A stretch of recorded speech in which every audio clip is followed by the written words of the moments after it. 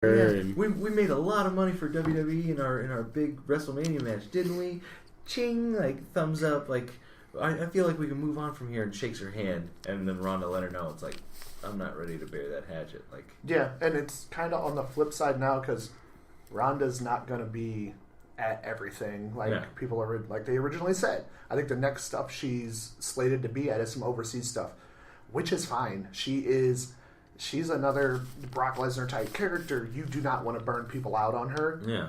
And it still gives her time to I'll say, go she's train. In front of a crowd. Yeah, she can go train and get even better and put these pieces together because she's still, a lot of her stuff is very her judo background and stuff like that. So let her get more comfortable in the ring and doing this stuff.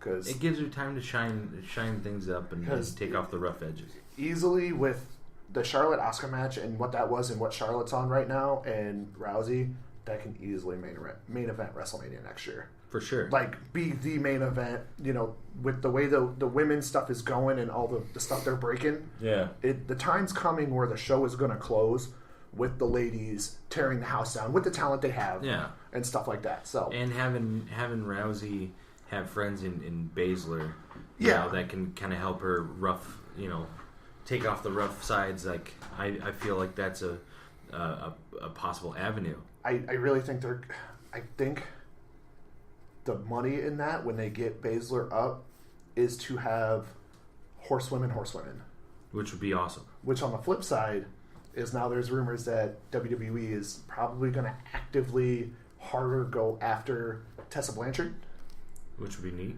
So mine on that is if they do get her and they do this horsewoman thing, do you put her with Charlotte and have the two names, or do you make her the heel out of it? And why are you using horsewomen because of just you? They're not they're not the bloodline of what the horsewomen or horsemen are.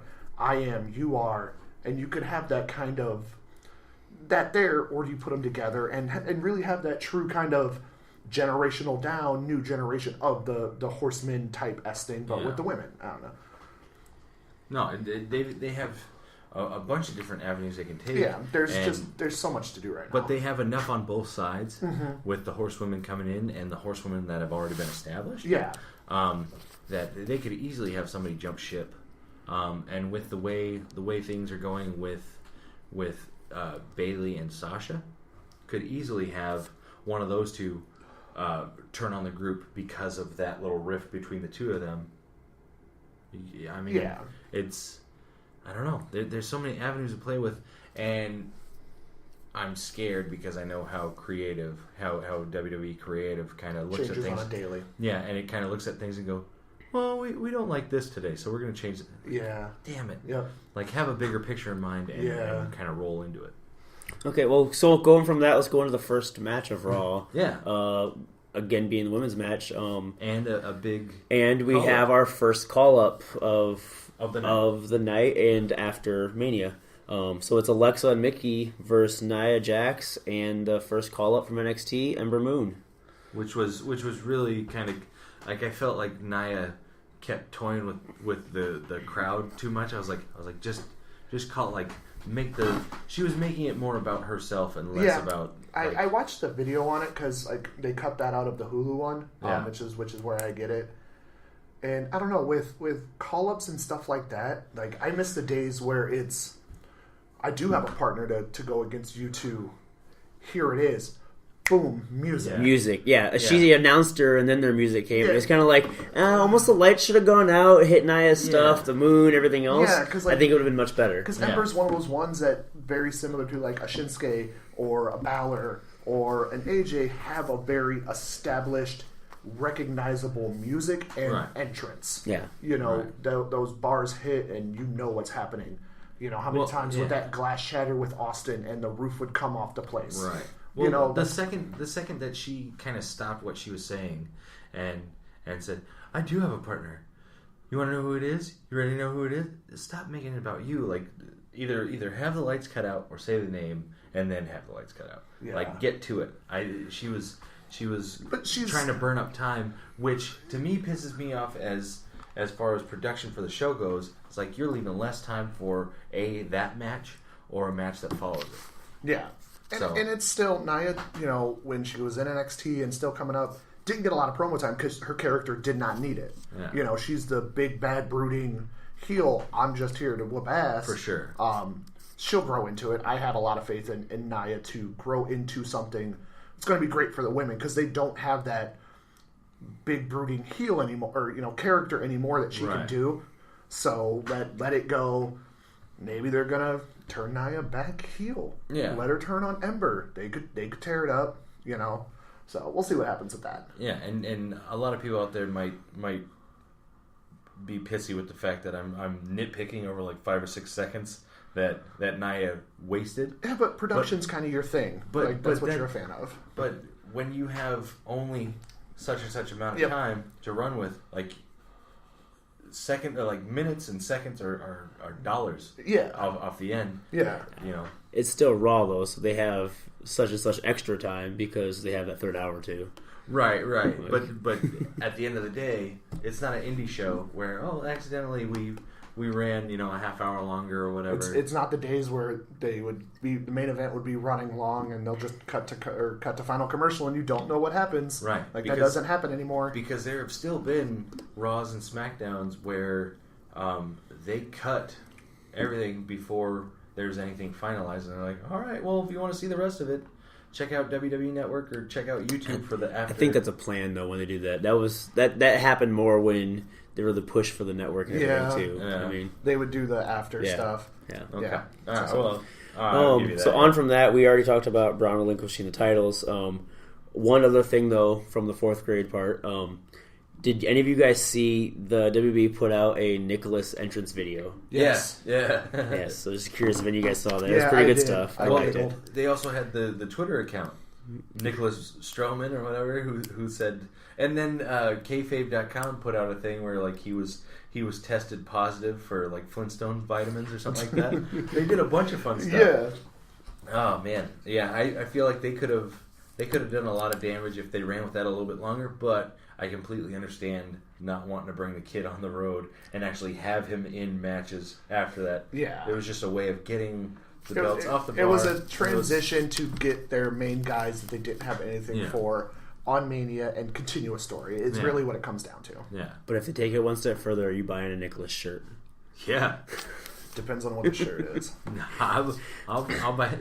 Even if it's like a Nicholas like shirt in hand painted or like scribbled on. Paint. Yeah, I'm down. I kind of want like a silhouette shirt where it's Braun and then like just a tiny little person. Yeah. And then it's like get these mini hands or something. Get these little hands. Yeah, that was a song. Still his entrance music for that song. Like there was like Shawn Michaels-esque singing of like get these hands in the background if you heard it. I don't know. Like, nice. Well played. So the next match then here's another call up. No Way Jose beats local indie guy. Yeah. That guy actually does a lot of stuff on NXT too. Oh, is he? Yeah, he's out of the Carolinas. I forget which one, but he's a well-known guy out of the Carolinas and has done quite a bit of like the squash tag stuff in NXT. Yeah. No Way Jose, I'm afraid, is going to go the way of Adam Rose. That's what I was just going to say. I was like, his entrance, it was very Adam Rose-esque. Right. And Adam Rose. As Adam Rose-esque. I completely agree. It's going to be a waste. He did some stuff when Bobby Roode was down, when Roode turned heel, where he showed some real aggression. Yeah. That guy's got a good look and a unique look. The afro, very reminiscent of Juice. Juice kind of got signed with that big hair. He's got a bigger than life personality. I hope he doesn't go the way of Adam Rose because part of me likes him. But if he can just kind of flip that switch when he needs to, be the party guy, let's have a good time. Yeah. And then the heel does something dirty or spits in his face or smacks the taste out of his mouth. Flip that switch and just beat ass. Well, and that's what I was hoping. I mean, like, he could be the party guy without the Congo line. Because hopefully they don't do the Congo. The Congo line, hopefully it's a one-time thing just for the call-up, but it's gonna happen that way of the Rosebuds, and it's a distraction from how good he can be. Yeah. And that's gonna be the downfall if that's there. Well, I think given his personality, like the party atmosphere is going to be a constant. I agree that the conga line you can take it or leave it. Like that could easily be cut. I did see the comparison between him and Adam Rose with the conga line and the rosebuds and all that. The difference between that and No Way Jose for me though was the fact that Adam Rose in that kind of situation was very like he almost came off like a cult leader. Like he was kind of comfortable with what was happening. Yeah. Whereas No Way Jose seems like he kind of thrives on that atmosphere. He was definitely have fun. He was dancing and snapping away and getting the crowd like interested, which was fun for me. You could definitely take somebody like that and use them to kind of Pied Piper the kids into the into the action. You don't need the conga line because I agree with you there that in the fact that the conga line kind of takes away from what he can do as a wrestler. But if you put Adam Rose's rosebuds and him side by side with No Way Jose and his conga line, I felt like No Way Jose was more natural in that atmosphere, and Adam Rose's situation was kind of forced on him. So I didn't roll with that from day one. Whereas the No Way Jose situation, I looked at that and went, all right, I could buy that if they do that the right way. Sure. Yeah. It was a fun little call up though. Like I'm happy for him. He's been busting his ass. Yeah, it was a quick snippet, over and done. But yeah. And then after that was the bar. The bar talked to Kurt Angle to complain about the tag team title situation, and that's when Kurt sets up. Well, they pretty much just came in and asked for their belts back because they just got relinquished. Yeah. And that's when Kurt kind of took it upon himself. We sell stuff in the ring here at Raw. Right. And then so that went into the first match of the tournament. Went into the Revival versus Anderson and Gallows, and then after that we saw Rollins and Balor in the ring. And what irritated me about this was the fact that I feel that they never really let Balor challenge anybody for the title, and like it's just that's how it is. They've always got to add like another person or another stipulation, and that for me kind of comes off as feeling like they don't believe in Balor enough to have him be a one-on-one thing, which is dumb. Exactly. That man has so many. Let the man go. Yeah. Well, I mean, they did at one point because he was the first Universal Champion, though. So yeah, and it could just be them making sure that something doesn't happen, or not wanting to turn either Rollins or Balor. So add that other person in to be the heat magnet, so they don't have to turn either one, but you got to turn one of them for sure. And Rollins is the better choice. I just like his work better as a heel. We've all known him for years, and he is that kind of just arrogant type of person. And you can just he oozes that arrogance when he wants to. For sure. Can't say that. Can't say that. And then Miz coming out and kind of doing the, I've had my belt taken from me. I'm pissed. Yeah. You made my baby and my daughter, or my daughter and my wife cry. I saw Rollins' reaction, and I liked it. He's like, man, why you got to do that to me? Right. Because he may be the arrogant, but that man's got a soft side. Yeah. There's certain things he'll he loves babies and puppies. And puppies, little dogs. Right. And he's just like, why you got to do that? Right. And I mean that led to another big return. Am I right? Yeah. Yeah. Yes, it did. That was Jeff Hardy. Charismatic enigma, Jeff Hardy. One, Jethro, Nero. Yeah. Now the match aspect with those guys, I was okay. That's kind of a go-to, whatever. What I popped for big was Jeff, Balor, and Rollins walking backstage. Oh, the backstage segment. Yes.